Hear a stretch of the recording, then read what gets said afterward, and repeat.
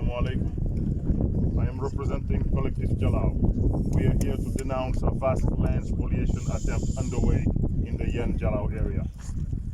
The public statement of the Managing Director of the Autonomous Port of Dakar, Mr. Muntagasi, on the kickoff process of the Port of Ndayan is pure propaganda and manipulation.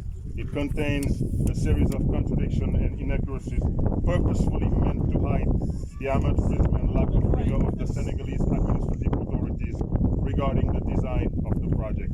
The Dialaw Civic Action Group, Collective Dialaw, calls on the national and international media and public opinion to witness the ongoing attempt at land misappropriation.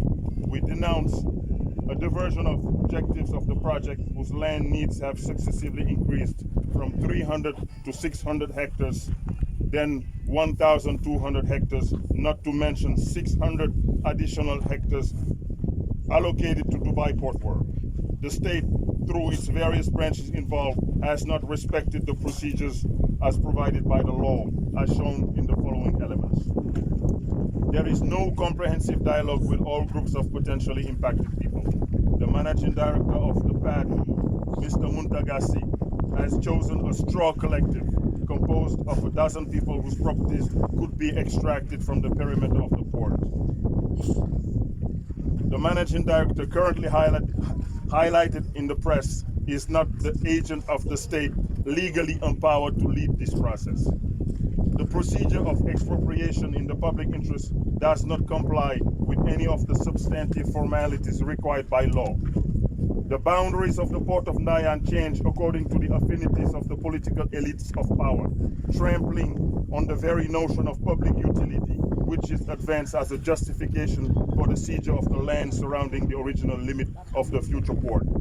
The Managing Director of the Port of Dakar, as well as the prefects mobilized to help him execute this forfeiture, note that the overwhelming majority of those impacted reject offers made within the framework of pseudo-conciliation commissions.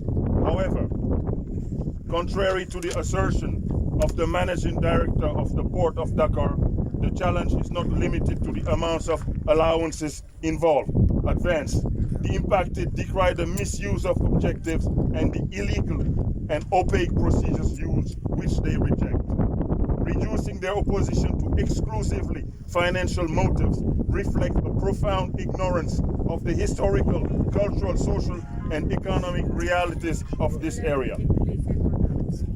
In addition, the populations refute the assertion that 95% of those affected are from the Department of Mbour, 5% from the Department of Rufisque, 280 out of 5,460 people, due to an insidious shift in regional boundaries between Dakar and Thiès. The future port, mostly on the historic territory of Yen, is now conveniently located in Ndayan. We suspect that this geographical sleight of hand is deliberately done to delegitimize the challenges of the rightful holders in Yen. In view of this situation, the following resolutions have been adopted. Number 1, the Collective of Dialaw demand that the Director of the Port and the administrative authorities stop intimidating the population. Number 2, Collective Dialaw informs the President of the Republic, Mr. Macky Sall, that the administrative authorities under his orders are at the helm of illegal, unjust, improvised operations that are infringing on the rights and dignity of the population. Collective Dialaw denounce the irresponsible statement of Mr. Muntagasi on the imminent state of the work while no prerequisite is met. Collective Dialaw calls on the officials of Dubai Port World to condemn this unfair situation towards the population impacted by the Port of Ndayan projects. We reserve the right to pursue this procedure before all competent international bodies, both judicial and arbitrary. And finally, the Collective Dialaw remains at the disposal of the press, national and international, to provide further information on the scandalous management of this port project. We believe that this project could positively impact the economy of our country as well as the prosperity of the host communities if it is executed in a transparent, fair, and equitable manner. Thank you very much.